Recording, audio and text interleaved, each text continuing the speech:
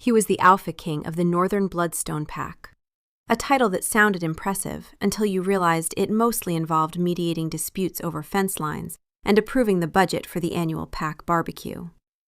She was an Omega, running a coffee shop called Grounds for Divorce, a business decision that made perfect sense if you knew her parents.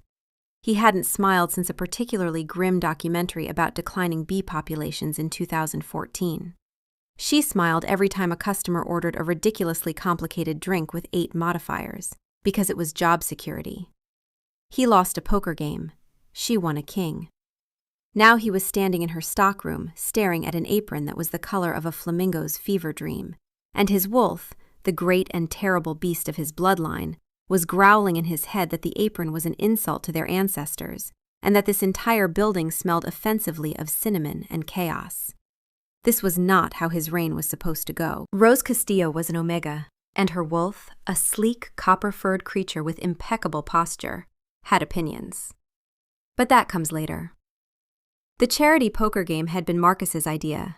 Marcus, his beta and lifelong friend, had the infuriating belief that what Alpha King Callum needed wasn't more efficient trade agreements, but fun. Fun, in this case, meant being crammed into the stuffy back room of a community hall with 6 other alphas, all posturing and trying to scent mark the cheap folding chairs, while a human woman with a terrifyingly cheerful volunteer shirt dealt cards. Callum had been prepared for the political maneuvering, the subtle challenges for dominance played out over a full house versus a flush. He was not prepared for Rose Castillo. She hadn't been invited.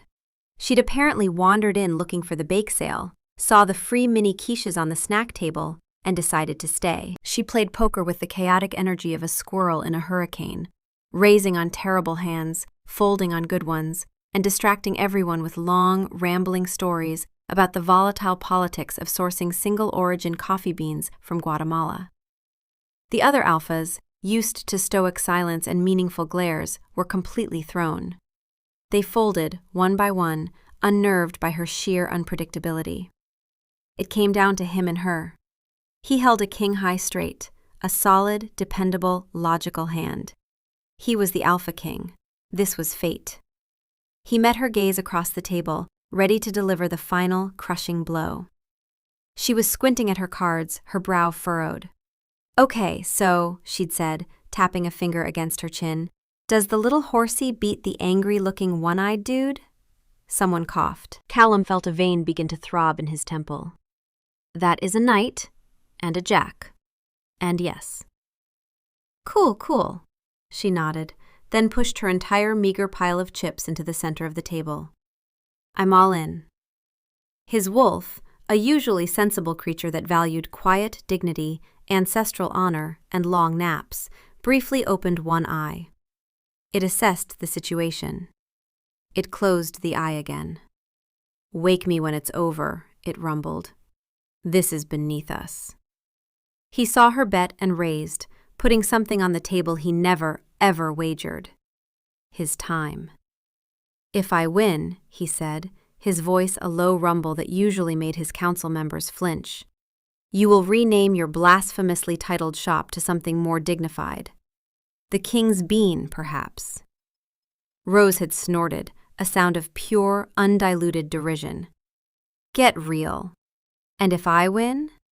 You work for me. For 1 month, behind the counter. Apron mandatory." The room went silent. Marcus choked on a mini quiche. Callum, supremely confident in his straight, had agreed with a curt nod. It was the worst decision he had made since agreeing to taste test his Aunt Mildred's experimental lunar herb casserole. Rose had laid down her cards, a pair of 2s, a pair of 7s, and a 5th card she'd held aloft with a triumphant grin. Another 7. A full house. She'd won with dumb, blundering, chaotic luck. She'd beaten the Alpha King's logic with the poker equivalent of tripping and falling over the finish line. Which led him here, to the pink apron. It had ruffles on the straps and a pocket embroidered with a winking coffee cup. It was an affront to his ancestors, his title, and his very soul. Problem? Rose's voice cut through his internal crisis. She was leaning against the doorframe, arms crossed, one eyebrow arched. She was wearing a flour-dusted black t-shirt that said, "Depresso," the feeling you get when you've run out of coffee. His wolf cracked open an eye again. It surveyed Rose. It surveyed the apron.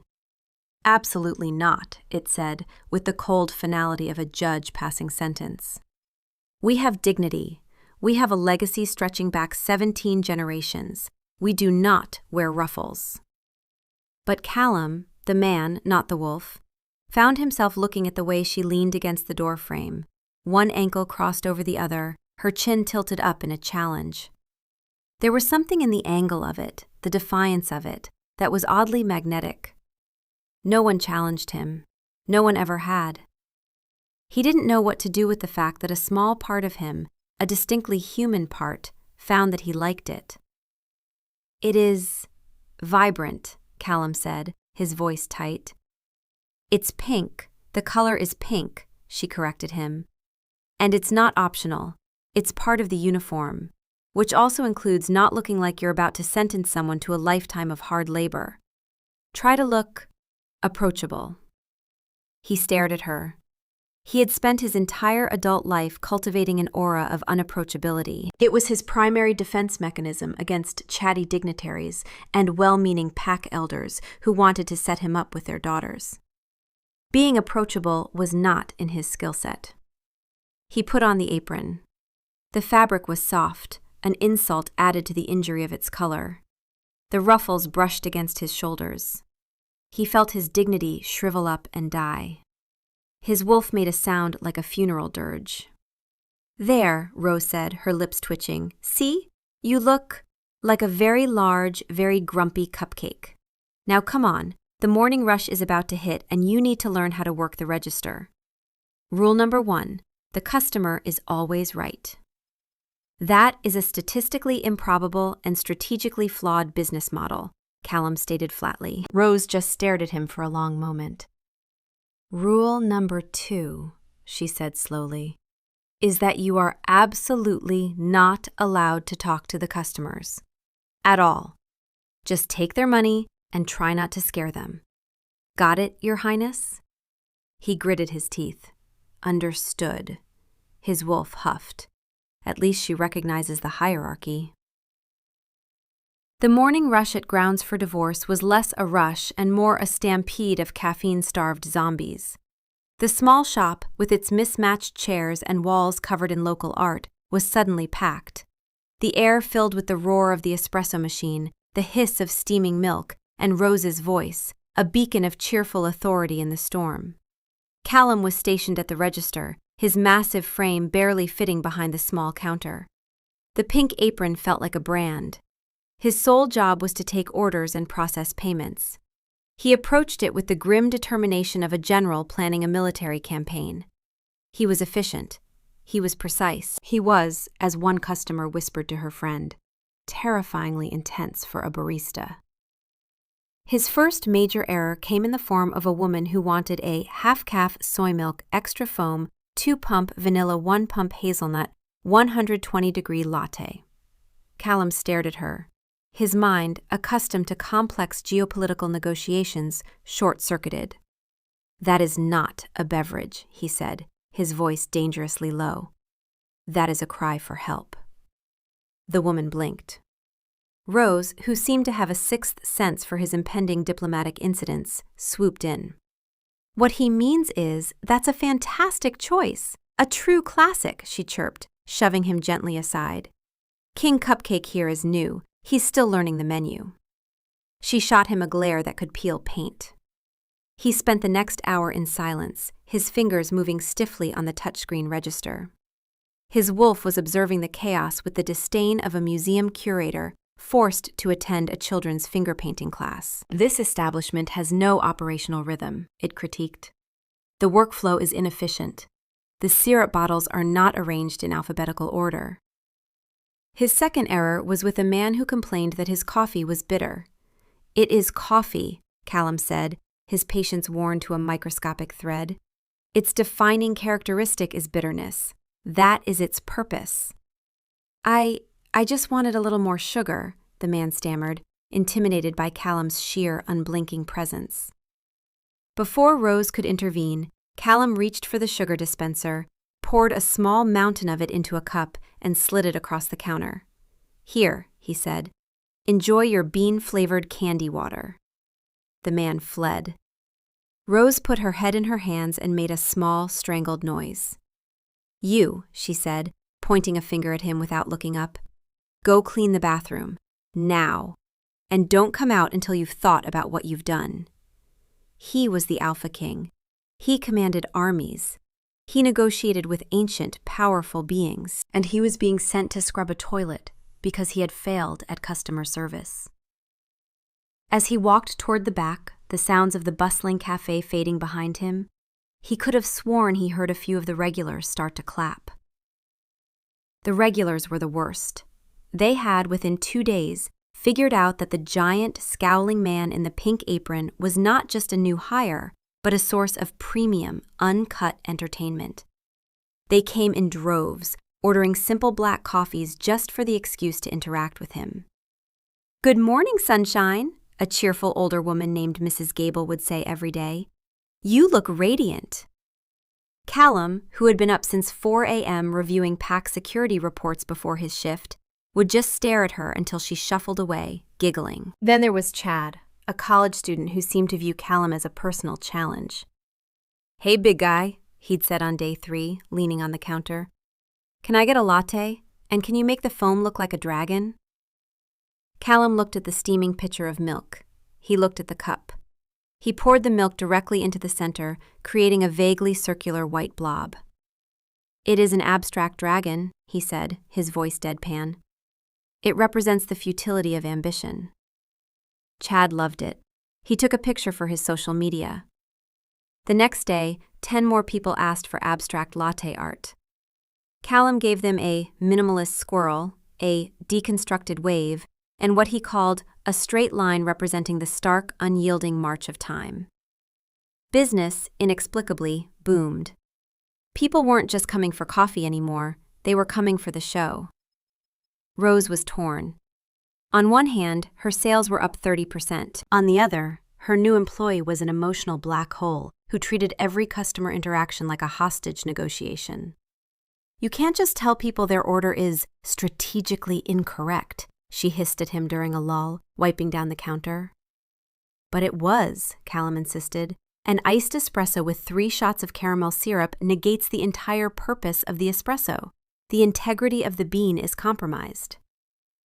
"The integrity of the bean?" Rose repeated, staring at him. "It's coffee, not a sacred relic. People are allowed to like sweet things." He opened his mouth to argue, and then she laughed, not at him, at the situation, at the absurdity of it, at the fact that the most powerful wolf on the continent was arguing about syrup ratios with the righteous intensity of a man defending a doctoral thesis. It was a full, unguarded laugh, her head tipping back, her eyes crinkling at the corners. Callum forgot what he was going to say. He forgot, for a moment, that he was the Alpha King. He forgot about the syrup and the bean integrity and the argument entirely. All he could process was the sound of her laugh, the way it filled up the small space behind the counter, the way it felt like standing in a patch of unexpected sunlight. Something shifted in his chest, something small and warm and entirely inconvenient. His wolf, who had been composing a mental list of sanitation code violations, paused. "What was that?" it asked suspiciously. "Nothing," Callum thought firmly. "Gas." Rose's wolf was named Elowin. Well, Rose's wolf wasn't named anything, technically. Wolves didn't have names. But Rose had named hers Elowin at age 12, because at age 12, Rose's wolf had manifested for the first time with the posture of a duchess and the disapproving stare of a librarian, and Rose had decided immediately that this creature was an Elowin. Elowin had standards. Elowin believed in clean lines, proper protocol, and that there was a correct way to greet another wolf, which involved a precise sequence of ear positions and tail angles. Elowin did not approve of mess, of noise, or of wolves who took up too much space. Elowen certainly did not approve of the enormous, brooding alpha wolf that had recently taken up residence in their territory. "His wolf is insufferable," Elowen communicated to Rose, in the way wolves communicated. Not in words exactly, but in sharp feelings and vivid images. She sent Rose a mental picture of Callum's wolf, huge, dark-furred, sprawled across their awareness like a shadow that refused to move. "It does not groom properly. It is too large. It has the conversational charm of a boulder." Rose, who was in the middle of trying to teach Callum how to operate the milk steamer without scalding himself, had to bite the inside of her cheek. "Okay, so the wand goes in the milk at an angle," she said out loud. "Not straight down. You're not harpooning it." Callum adjusted the angle with the precise, careful movements of a man defusing a bomb. His forearm was very close to hers. She could see the tendons shift under his skin as he moved the pitcher. He had good hands, she noticed, large and steady, the kind of hands that looked like they could hold something fragile without breaking it. "His wolf smells like old stone and disapproval," Elowen added, sending a wave of disdain. Rose focused on the milk. "Better.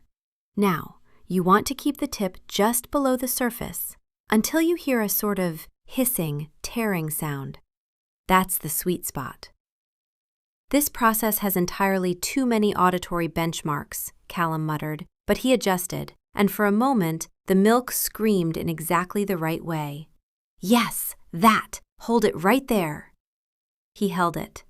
The milk swirled and stretched into a smooth, velvety white. When he poured it into the cup, it didn't look like a heart or a leaf or anything recognizable. It looked like a slightly dented cloud, but it was microfoam.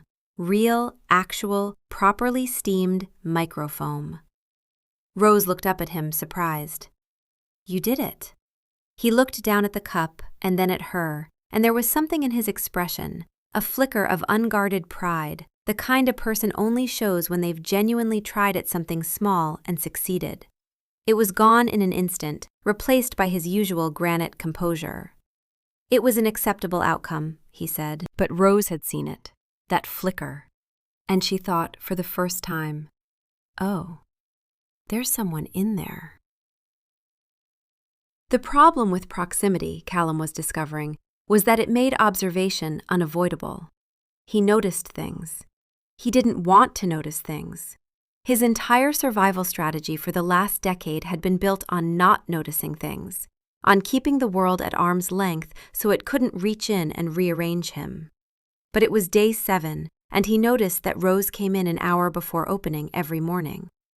He noticed because he came in 45 minutes before opening to prep the register, and she was always already there, in the back, with the books. She kept the door to the tiny office mostly closed, but not all the way. Through the gap he could see her hunched over her desk, a pen between her teeth, her brow furrowed.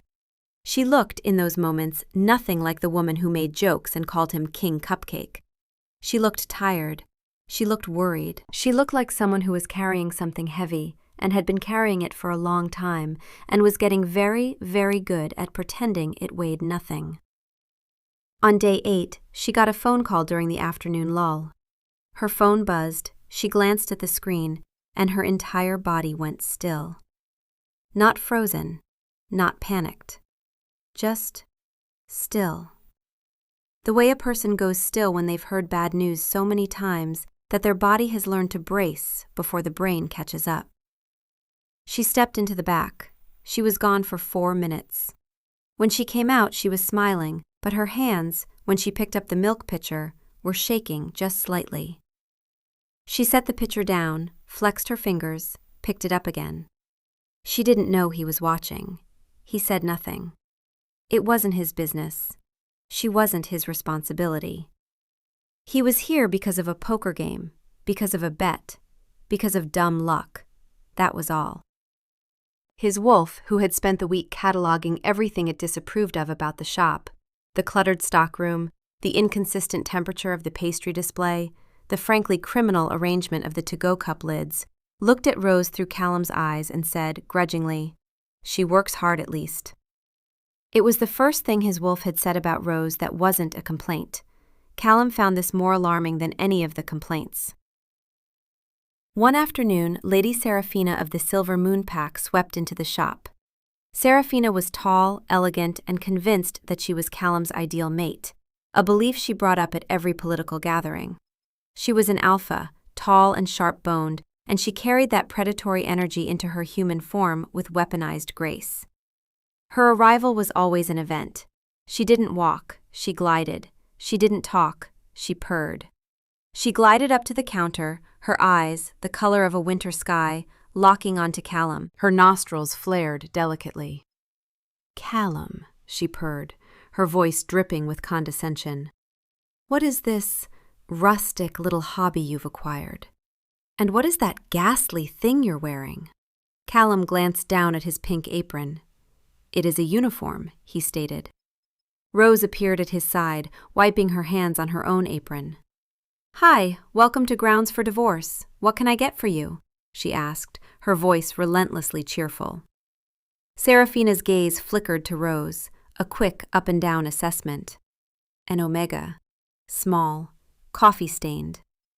"I am speaking to the Alpha King," she said, a hint of steel in her tone. Inside Rose, Elowen's ears went flat. Her wolf sent a pulse of cold, precise fury. "She sees us as small. She is incorrect. We are not small. We are efficient." Rose kept her smile perfectly in place. "Great. And the Alpha King is currently on the clock, so unless you're ordering, you're holding up the line. We have a special on pumpkin spice muffins if you're feeling basic." Seraphina's perfectly sculpted jaw dropped. No one spoke to her that way. Callum felt a jolt of something unexpected in his chest. Not his wolf, which was watching the interaction with the clinical interest of a spectator at a tennis match, but him, the man. He felt a surge of sharp, startled admiration. She didn't posture. She didn't flinch. She simply held her ground in her own shop, as though the most intimidating alpha in 3 territories was just another customer who couldn't decide between oat and almond. "I beg your pardon?" Seraphina hissed. "No need to beg. It's a simple question," Rose replied, leaning forward conspiratorially. "Look, lady, I don't know who you are, but this is my shop. Here, he's not a king. He's a trainee barista who still can't tell the difference between a macchiato and a cappuccino. So order something, or please step aside for the nice lady who just wants an iced tea." Seraphina looked from Rose's unimpressed face to Callum's stony one. She seemed to be searching for some sign that he would put this impertinent omega in her place. He said nothing. He just stood there, a silent, pink-aproned mountain. He should have intervened. Protocol demanded it. Seraphina was politically powerful, and alienating her had consequences. These were all excellent, rational, kingly reasons to step in. He didn't step in. He didn't step in because Rose Castillo had just called an alpha warrior basic, and Callum was fighting, for the first time in 12 years, the overwhelming, traitorous, deeply inconvenient urge to smile. The silence stretched. Defeated, Seraphina finally snapped. "A black coffee, to go." "Coming right up," Rose chirped. As she turned away, she winked at him. He felt it then, a genuine, unfamiliar twitch at the corner of his mouth. It wasn't a smile, not yet, but it was the closest he'd come since 2014. His wolf observed the twitch with suspicion. "What is your face doing?" it asked. "Nothing," Callum told it again. "Muscle spasm." His wolf said, unconvinced. On day 12, a pipe burst in the bathroom. Not a dramatic, cinematic burst, more of a slow, persistent weeping, as though the plumbing had simply given up on life. Rose discovered it at 6 a.m, standing in a half-inch of water, her sneakers soaked, her expression one of bone-deep exhaustion. Callum found her there, wringing out a mop with the mechanical rhythm of someone who had wrung out a lot of mops. "I can call a plumber from the pack," he said. "They can be here in an hour." "Can't afford a plumber." She said it quickly, flatly, the way people say things they've said too many times. Then she caught herself, and the mask went back on, bright, breezy, unbreakable. I mean, I've got this. It's just a pipe. I've watched YouTube tutorials. How hard can it be? She pulled out her phone, typed, "How to fix burst pipe," with one hand while mopping with the other, and Callum had the terrible, crystal-clear realization that this was how she did everything. Alone. With a mop in one hand and a search engine in the other, holding her world together with duct tape and sheer refusal to ask for help. He took the mop from her hand. She resisted for a moment, her fingers tightening on the handle, and then she let go. "I'll manage the water," he said. "Call the plumber. I'll cover the cost." "I'm not a charity case." "It's not charity. It's a loan against my future coffee. At the rate you charge for a flat white, you owe me approximately 30 years of pipe maintenance." She stared at him. Then she made a sound that was half laugh, half sob, and for one terrible, beautiful second, her mask dropped entirely. He saw what was underneath: exhaustion and fear, and a loneliness so familiar it made his chest ache, because he recognized it. He wore it too. He'd just been wearing it longer, and in a nicer suit. She turned away before he could see more. "Fine," she said, her voice thick. "But it's a loan. I'm charging you interest." "Naturally," he said, and started mopping. His wolf watched the whole exchange in silence. When it was over, it said, very quietly, "She does not give up easily." "No," Callum agreed, "she doesn't." There was a long pause. Then his wolf added with great reluctance, as though the words were being extracted under duress, "That is, not the worst quality." Rose noticed things too. That was the problem. She noticed that Callum remembered every single regular's order after hearing it once. Not because he was trying to be friendly, he wasn't capable of friendly, but because his mind was a steel trap that recorded information with the ruthless efficiency of a surveillance system. Mrs. Gable got her medium drip with cream before she reached the counter. Chad's oat milk latte was already being steamed when the door chimed. The man in the gray suit who came in at exactly 7:48 every morning never had to say a word. She noticed that when the shop got its busiest, when the noise was loudest and the line was longest, and Rose was running on caffeine and adrenaline and not much else, Callum got quieter. Not sulking quiet, steady quiet. He processed orders with a calm, relentless focus that anchored the entire room. She could feel it at her back, solid and unwavering, and she thought, this is what he does. This is what an alpha is. He holds the line so others don't have to. She noticed that he flinched when people thanked him. Not a big flinch, just a micro-hesitation, a half-second stutter in his movements, as though the word thanks was a small stone thrown at a window he'd forgotten was there. She noticed that he never ate lunch.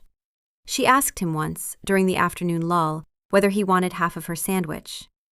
He looked at the sandwich, and then at her, with an expression of such bewildered incomprehension that she realized, with a lurch, that no one in his life ever just offered him things. Not tributes, not strategic gifts, not political favors, just a sandwich. Because she had one, and he didn't, and it was Tuesday. "It's turkey and Swiss," she said, suddenly self-conscious.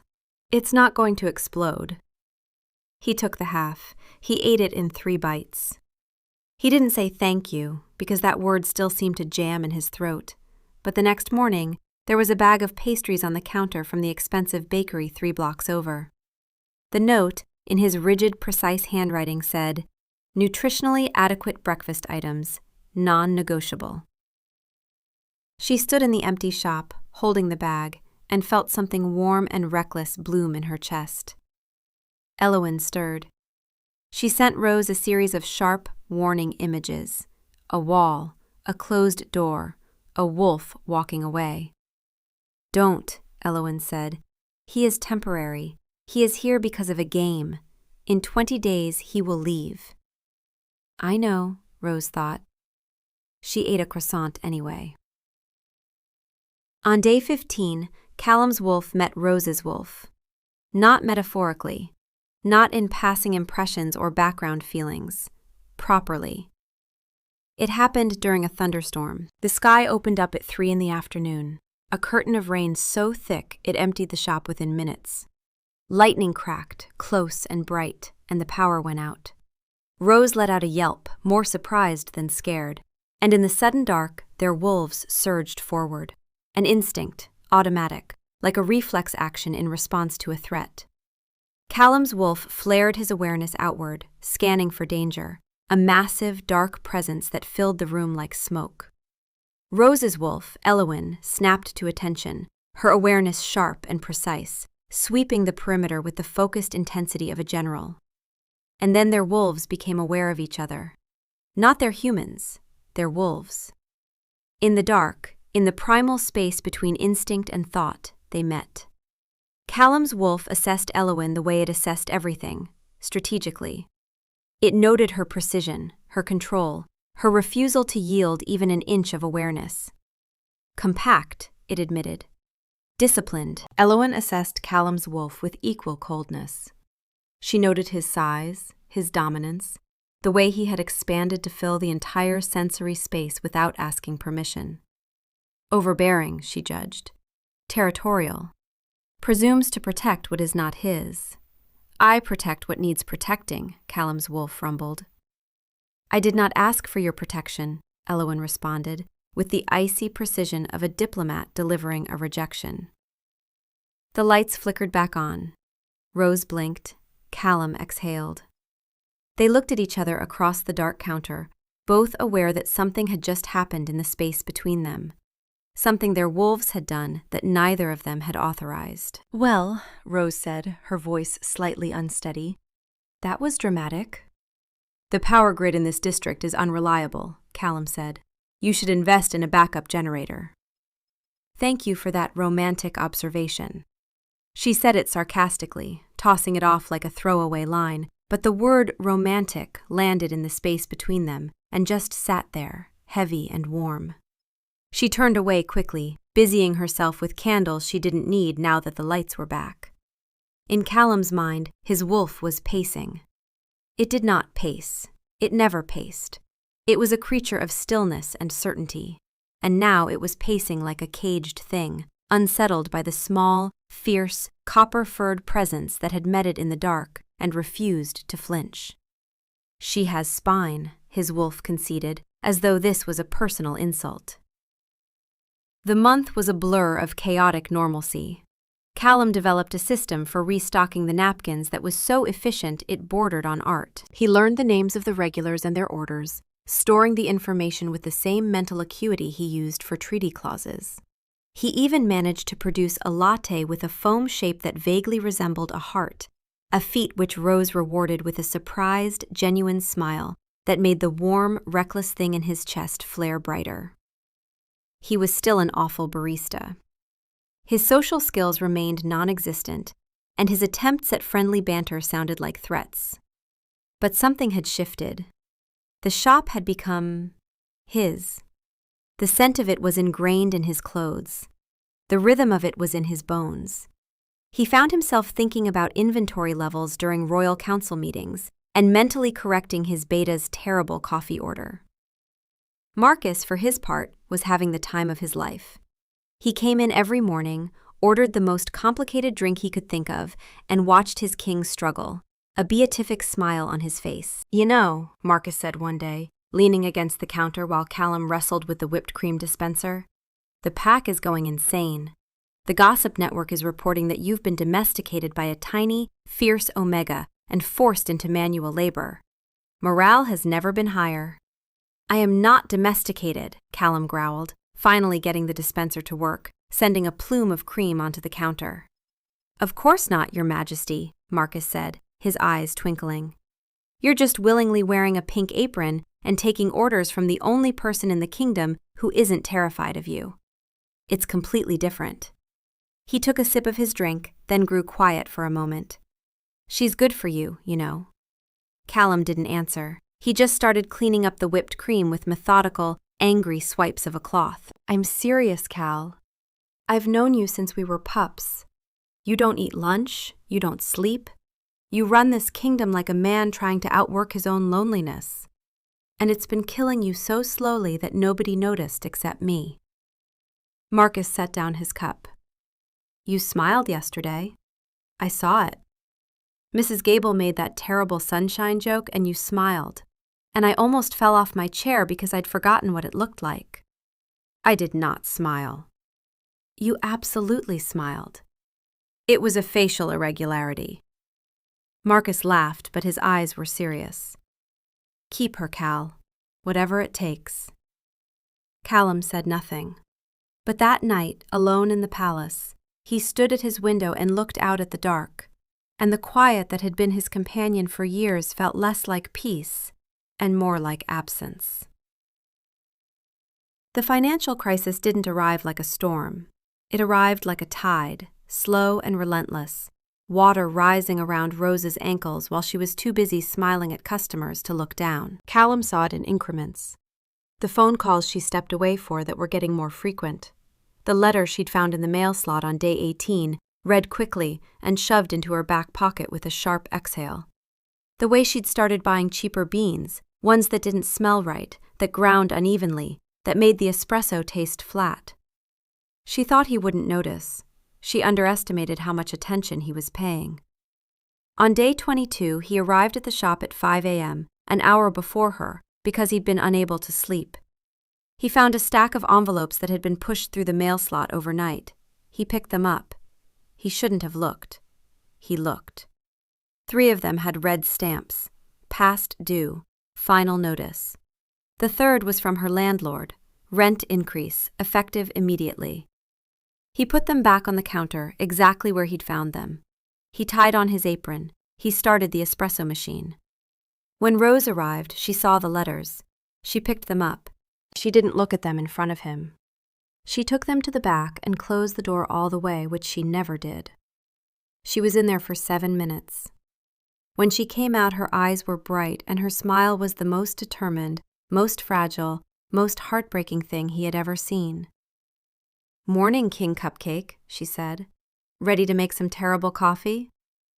He looked at her, and the ache in his chest was so acute it almost winded him. He wanted to fix it.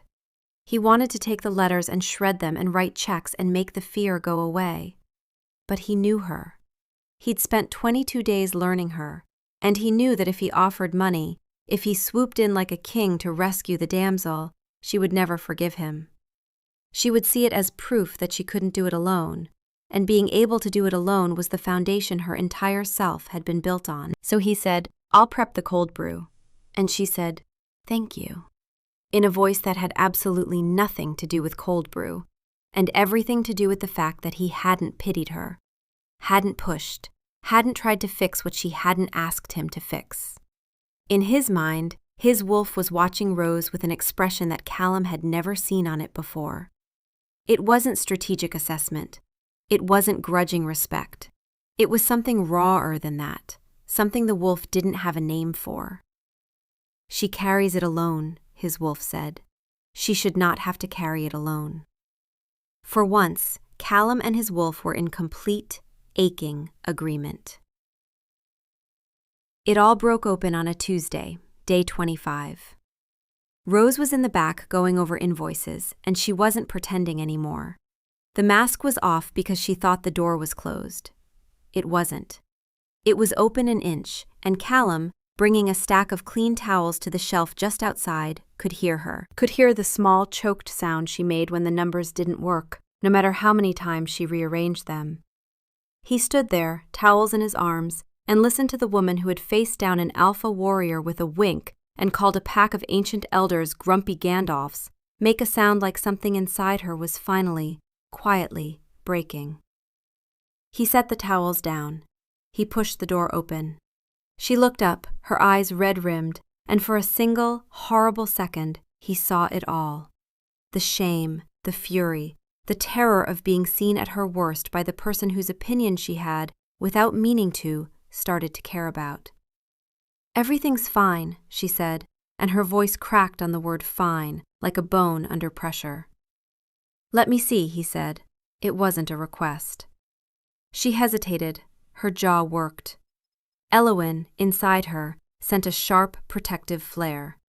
"Don't. He doesn't get to see us broken. We are not broken. We are handling it. But Rose was so tired. She was so tired of handling it. She was tired of being the one who held it all together with wit and stubbornness and a smile that hurt her face by the end of every day. She was tired of carrying it alone. She pushed the papers toward him. He pulled up a stool, picked up a pen, and took the first invoice from the pile. "Tell me about your suppliers," he said, his voice calm and steady, a rock in her sea of chaos. She started talking. It came out in a rush. The rent increase, the supplier costs, the broken equipment she'd been patching instead of replacing, the loan she'd taken out 2 years ago that was bleeding her dry with interest. She talked and he listened, and he didn't interrupt, and he didn't wince, and he didn't look at her with pity. He looked at the papers with the same focused intensity he'd used on the espresso machine, as though her problems were a system that could be understood and optimized, and he was simply going to understand and optimize them. When she finished, she felt hollowed out and strangely lighter, like a ship that had thrown its ballast overboard. "This is solvable," he said. She laughed, a wet, disbelieving sound. "You don't have to say that." He looked at her. "I don't say things I don't mean. It's one of my many social deficiencies. This is solvable. I need the night. Can you give me the night?"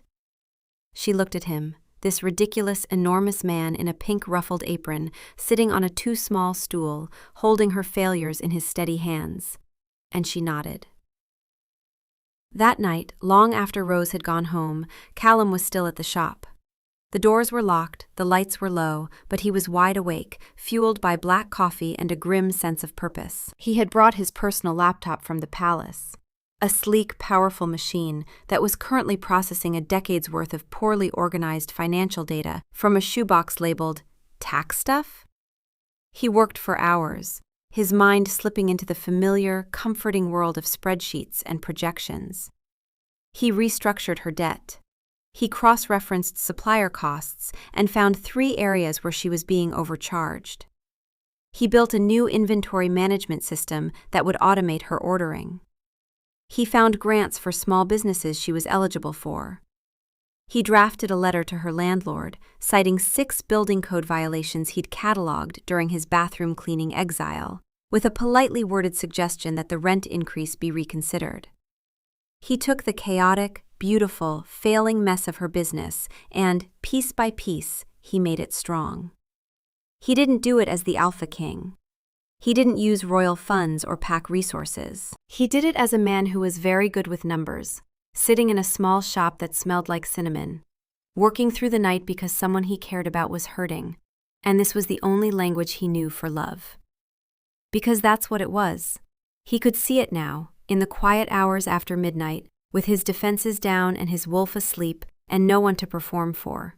He could see it clearly, the thing he'd been building toward for 25 days, the thing that had started as a twitch at the corner of his mouth and grown, quietly, relentlessly, into something that filled his entire chest. He was in love with her. Not his wolf. Him. Callum. The man who hadn't smiled in 12 years was in love with a woman who had named her shop after a legal dissolution and called him King Cupcake, and the terrifying, wonderful, impossible truth of it sat in his chest like a second heartbeat. His wolf stirred, half asleep. It looked at the emotion Callum was holding, the huge, frightening, unmistakable shape of it. The wolf observed it for a long moment. "Ah," it said, "finally. You're very slow, you know." Callum stared at the spreadsheet on his screen, his vision blurring. "You knew?" "I suspected," his wolf admitted, "since the pipe, when she let us take the mop. No one has ever trusted us with something that small. Kings are trusted with nations. She trusted us with a mop." He paused. "Her wolf, though, Eowyn, she is still impossible. Rigid, opinionated, with an absurdly high opinion of her own organizational methods. Coming from you," Callum thought dryly, "that's remarkable." His wolf huffed. "I am rigorous. She is rigid. There is a difference." Callum almost laughed. Almost. The sun was just beginning to tint the sky a pale, hazy gray when he finally leaned back, the last projection complete. He had saved her business. He had built a fortress of financial security around her dream. He closed his eyes, just for a moment, the exhaustion hitting him like a wave. He laid his head down on his arms, right on top of a stack of neatly organized spreadsheets, the scent of paper and cinnamon filling his senses. He was asleep in seconds. Rose came in early the next morning, a cloud of dread hanging over her. She was expecting to face the same pile of insurmountable debt, the same crushing reality that her dream was slipping through her fingers. She unlocked the door, her heart heavy, and stepped inside. The first thing she noticed was the silence. The old, wheezing refrigerator in the back seemed to have been muffled. The second was the low, rhythmic sound of breathing. Her eyes adjusted to the dim light, and she saw him. Callum. Slumped over her desk, his head pillowed on a stack of what looked like spreadsheets. He was fast asleep, his usually stern features softened in repose. His ridiculously broad shoulders rose and fell with each breath. The pink apron was still tied around his waist, now slightly rumpled.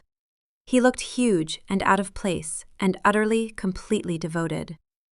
She crept closer, her heart doing a strange, stuttering dance in her chest. The papers weren't her chaotic mess anymore. They were neat, organized stacks. On his laptop screen was a financial projection chart, and all the arrows were pointing up. She saw notes in his precise, elegant handwriting in the margins of her supplier invoices. Negotiate for 15% bulk discount, one said. Redundant expense, said another. There was a drafted letter to her landlord that was so politely threatening it was practically a work of art. He had stayed all night. He had taken her chaos, her failure, her fear, and he had made it manageable. Not with a king's decree or a bag of gold, with his time, with his mind, with his effort. Quietly, in the dead of night, while the world was asleep, no one had ever fought for her like this. Not her parents, who had given her chaos instead of stability. Not the ex-boyfriend who'd called her shop a cute hobby. Not the friends who'd said, "Let me know if you need anything," and then vanished when she actually needed something. This man, this impossible, grumpy, apron-wearing king, had seen her drowning and hadn't thrown her a rope. He had waded in. Inside her, Elowen was very still. Not the rigid, controlled stillness of a wolf maintaining composure, but the deep, trembling stillness of something cracking open. Elowen looked at Callum's wolf through Rose's eyes, the great, dark, infuriating beast that had been occupying their space for weeks. She saw it curled protectively over Rose's paperwork, over Rose's dream, over everything Rose had ever built. Not because it was his territory, because it was hers. "Oh," Elowen said very quietly. "Oh, I see." And for the first time since Rose was 12 years old, her prim, proper, unshakable wolf had nothing else to say. Rose reached out. Her fingers hesitated for a moment before she gently brushed a lock of dark hair off his forehead. His hair was softer than she expected. His eyes fluttered open. For a second, they were unfocused, vulnerable. Then they sharpened, locking on her, and he sat up straight, instantly alert, a king again. "I fell asleep," he said, his voice rough. "You stayed all night," she whispered, her hand still hovering near his face. He looked at the papers, then back at her. "Your books are balanced. Your profit margin should increase by 18% if you implement these changes. The business is viable."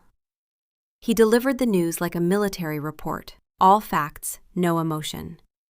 But she saw it, in the weary lines around his eyes, in the protective set of his shoulders, in the way his hands, those big, steady hands, were resting on her paperwork like they were guarding it. "Why?" she asked, her voice thick. He looked at her, and for the first time, she saw the mask of the Alpha King crack completely. She saw the man underneath. Not the wolf. The man. And he was terrified. "Because it's yours," he said simply. "And because He stopped, swallowed. The words jammed in his throat the way thank you always did, because this was a bigger word, and it was even harder. She waited. He couldn't say it, not yet.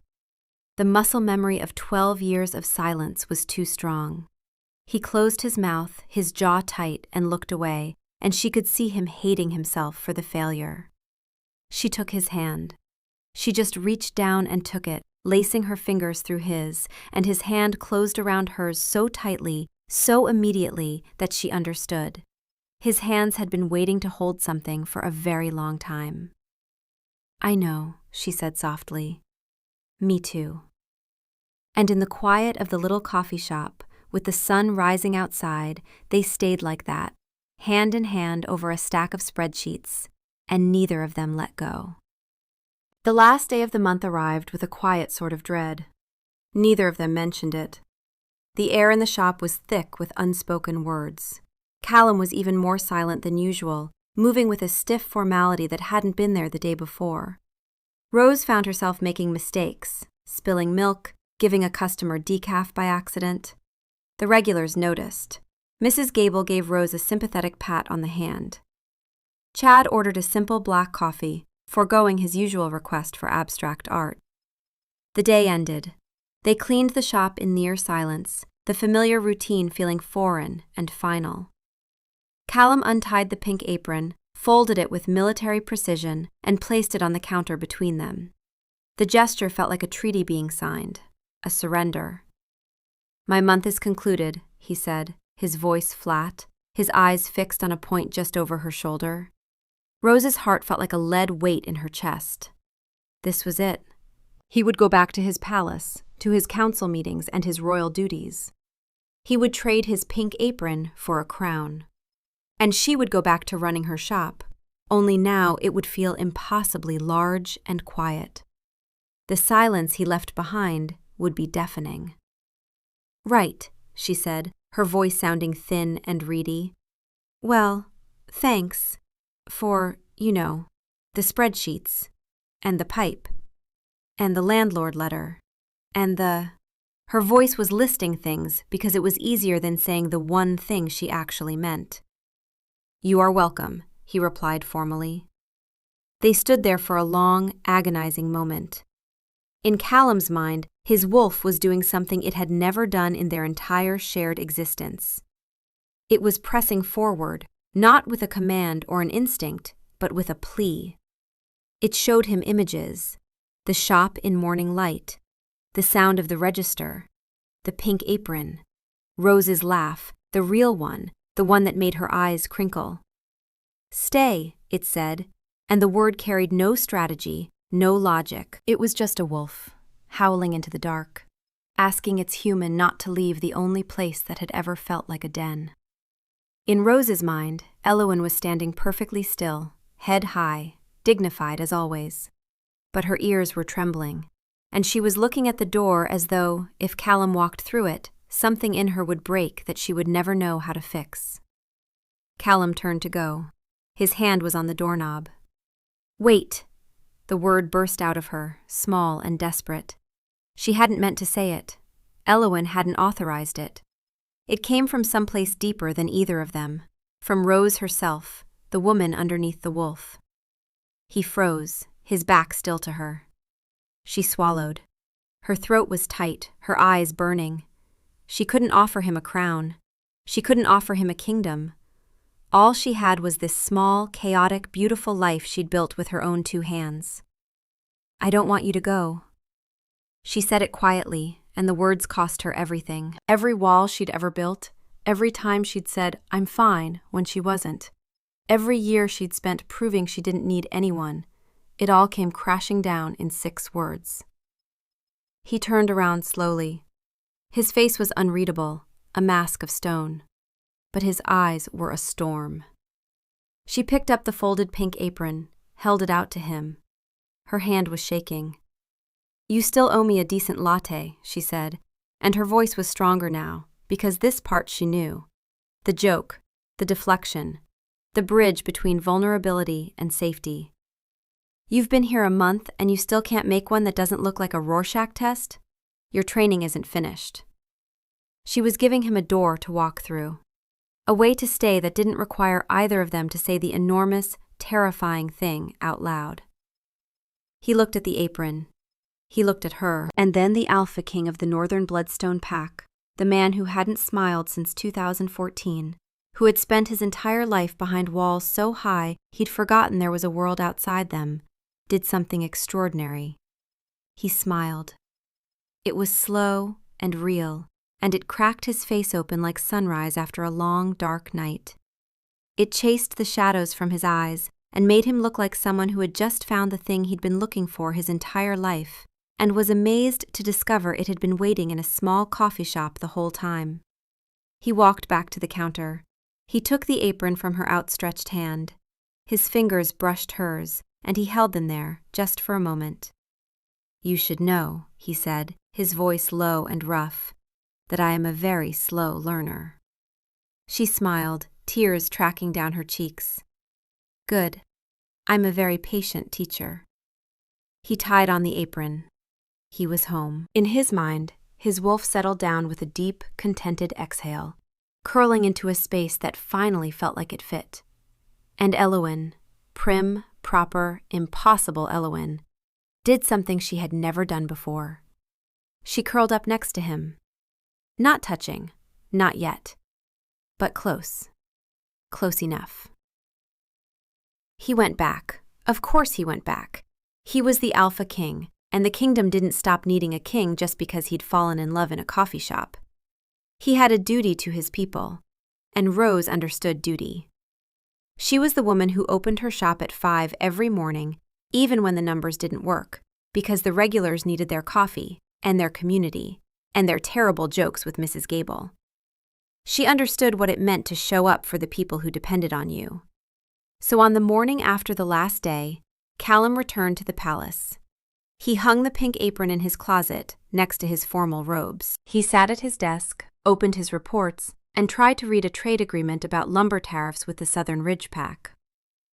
He read the first sentence 4 times. The words kept rearranging themselves into the shape of her face.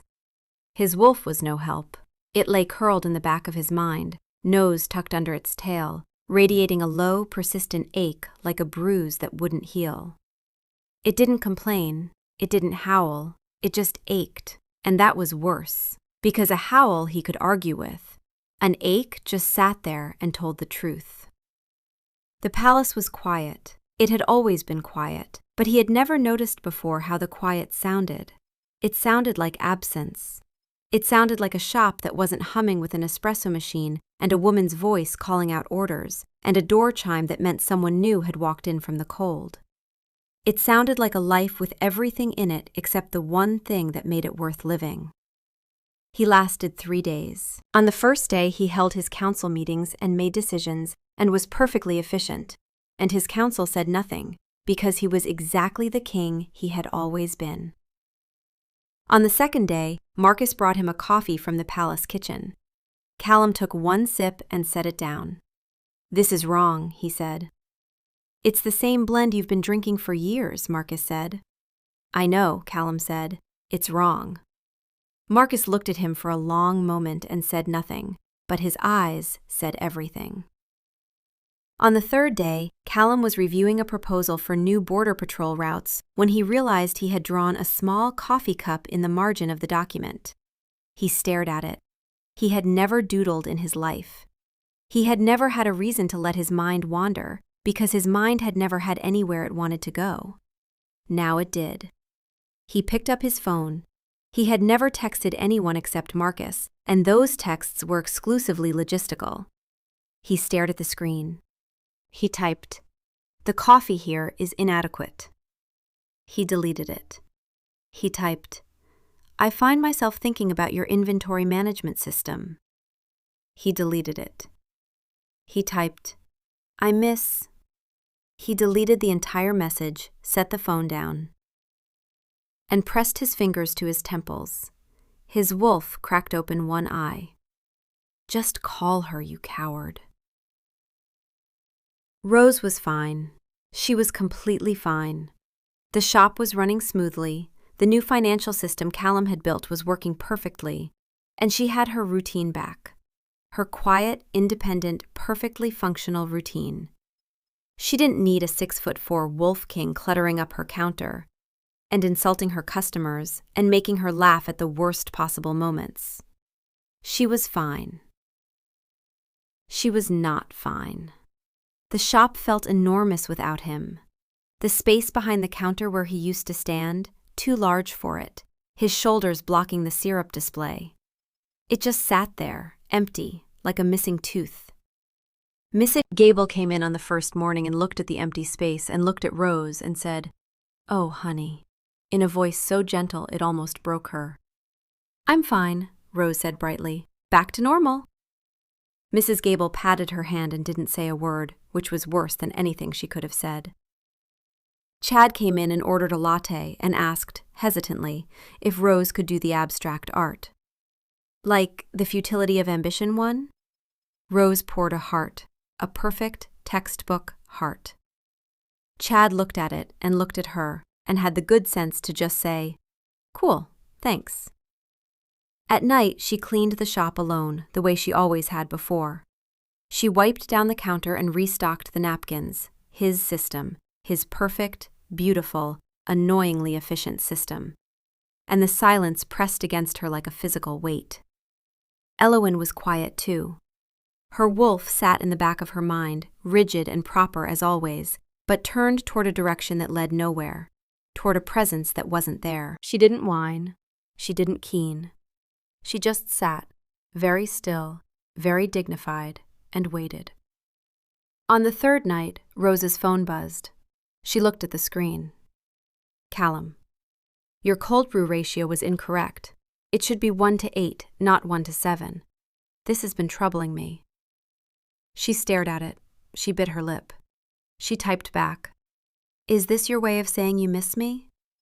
3 dots appeared, disappeared, appeared again, disappeared. Then, "Callum, the ratio is objectively wrong, Rose."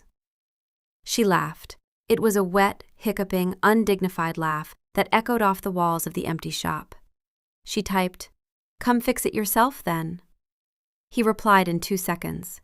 He had never replied to anything in 2 seconds in his life.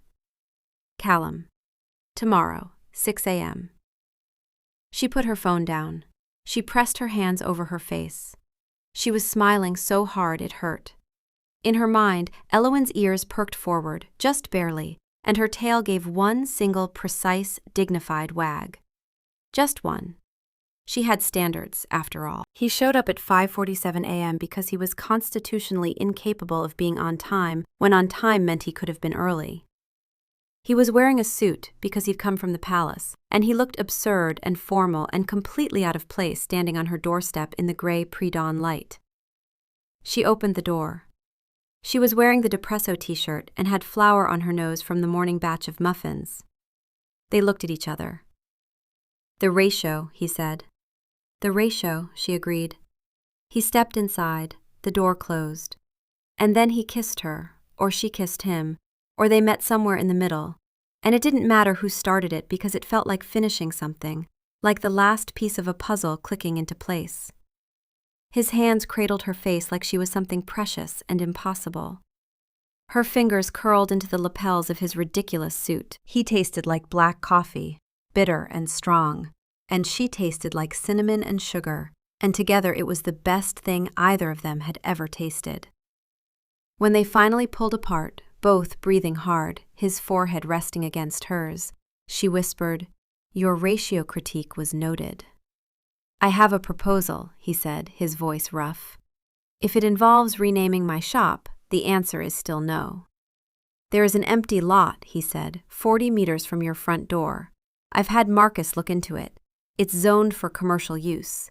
I can have a structure built in 3 months, a proper office, close enough to walk to the shop for coffee in the morning, close enough to—" He stopped, swallowed. The words were easier than they used to be, but they still didn't come naturally. "Close enough to you." She pulled back so she could see his face. He looked nervous. The Alpha King of the Northern Bloodstone Pack.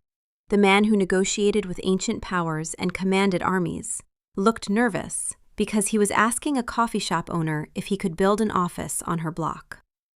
"You want to move your entire royal operation," she said slowly, "to a lot next to a coffee shop called Grounds for Divorce." "It is a strategically sound location," he said, with the air of a man who had rehearsed this argument. "Central, accessible, good infrastructure." "You rehearsed this." "I made a spreadsheet." She laughed, the real laugh, the one that made her eyes crinkle, and he felt it in his chest like a match being struck. "Show me the spreadsheet," she said.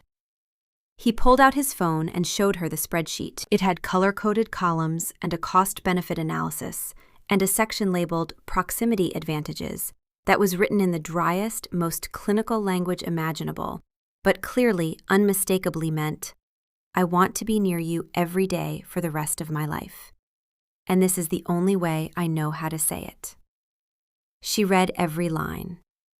Then she looked up at him with bright eyes and said, "Your font choice is terrible." "Is that a yes?" "It's a yes." The office was completed in 11 weeks because when the Alpha King wanted something built, it got built fast. It was a handsome stone building with wide windows and clean lines, and it looked exactly like what it was, a seat of power that happened to be 40 meters from a coffee shop with a rude name. On the first morning, Callum walked to Grounds for Divorce at 5:50 a.m. Rose handed him a coffee over the counter. "That'll be $4.75, she said. He looked at her. "What?" she said innocently. "You're not on the payroll anymore.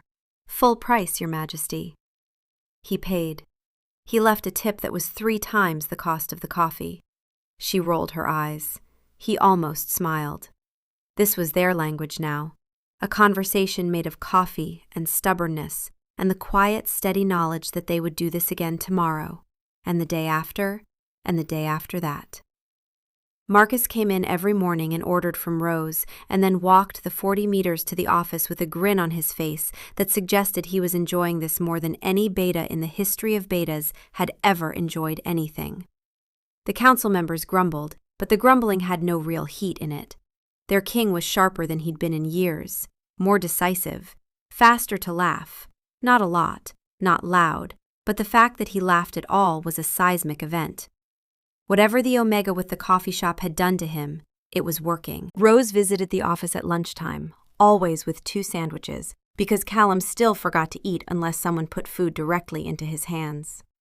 She'd sit on the edge of his desk while he worked, her legs swinging, reading aloud the most ridiculous customer complaints from the shop's review page, and he would listen with his pen still moving across the page and the ghost of a smile on his lips. Their wolves settled into it too, slowly, in their own way. Callum's wolf still found Elowyn insufferably rigid. Elowyn still found Callum's wolf overbearing and spatially inconsiderate. But the insults had changed texture, the way they do when 2 creatures have stopped fighting about whether they belong together and started fighting about everything else instead, which is really just another word for intimacy.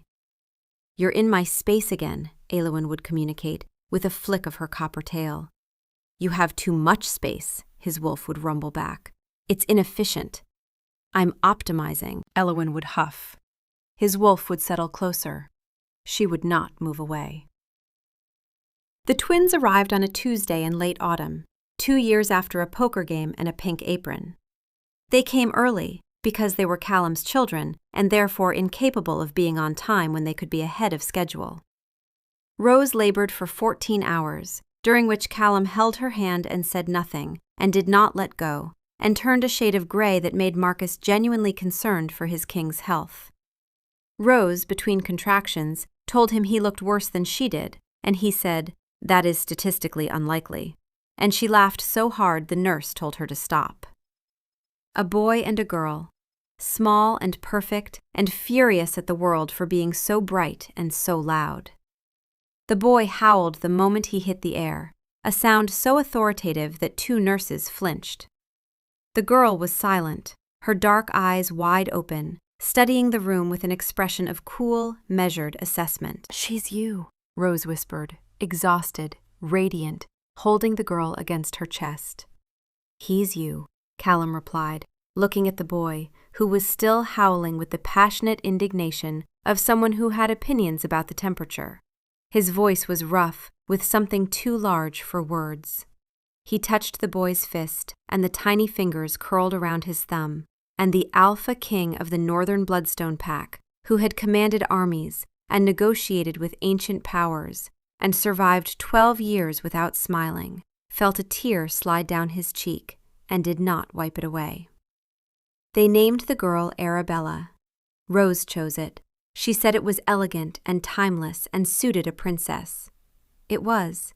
It was also derived from Arabica, the most prized coffee bean in the world, and Rose knew this and Callum did not, and she planned to keep it that way for as long as humanly possible. They named the boy Cassius. Rose chose that one too, because Callum, when presented with the task of naming a human being, had frozen with the paralyzed expression of a man who had been handed a responsibility for which no spreadsheet existed. She told him it was a strong name, a warrior's name, a name that meant hollow in Latin, but sounded like it meant unconquerable. It did. It was also one letter away from cassia, the cinnamon plant, the spice that had been Rose's scent from the very first day, the smell that had filled the shop on every morning that mattered. She named her children after the two things that had built her life, coffee and cinnamon, the bean and the warmth. And she hid it in plain sight, in names so regal that the entire pack council nodded their approval without a flicker of suspicion. Marcus figured it out in about 30 seconds. He said nothing. He just looked at Rose across the hospital room, with an expression of pure, delighted conspiracy, and she winked at him, and Callum, holding his son, missed the entire exchange. 6 months later, on a quiet afternoon, Callum walked the 40 meters from his office to the coffee shop, the way he did every day. The bell chimed. Rose looked up from the counter. Arabella was sleeping in a carrier near the pastry display, her small face serene. Cassius was in a bouncer behind the counter, gnawing on a teething ring and growling softly at it, which the regulars found enchanting. "The usual?" Rose asked, already reaching for a cup. "Always," he said, and the word was a vow, the same way it had been the first time he said it to her. She made him a flat white. He took a sip. "The ratio is correct," he said, with the gravity of a man delivering a state address. "High praise from the king," she said. "Don't let it go to your head." He leaned against the counter, watching her work, the same way he'd watched her 1,000 times before. She moved through her shop like music, quick and certain, the curls escaping behind her ears, the flour dust on her apron, the fierce, bright, beautiful chaos of her. "Hey, King Cupcake," she said without looking up. "Less staring, more wiping. That case isn't going to clean itself."